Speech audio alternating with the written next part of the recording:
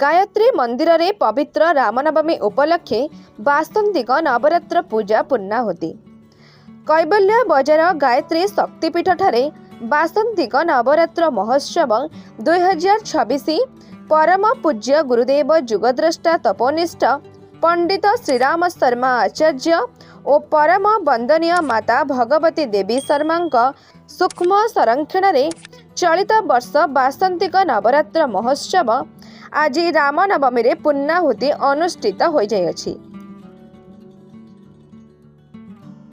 अखिल विश्व गायत्री परिवार पक्षरु एही पूजा अनुष्ठित हेउथिला बेले गत 19 तारिख गुरुवार दिन पूजार्चना सहित नवरात्र संकल्प और यज्ञ अनुष्ठित होइथिला।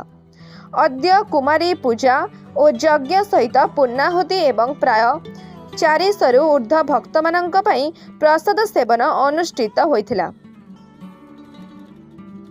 मंदिर प्रतिष्ठा दिन ठारू दुईटी नवरात्रि पूजा यथा आश्विन नवरात्रि पूजा और चैत्र मासरे नवरात्रि पूजा अनुष्ठित हुए।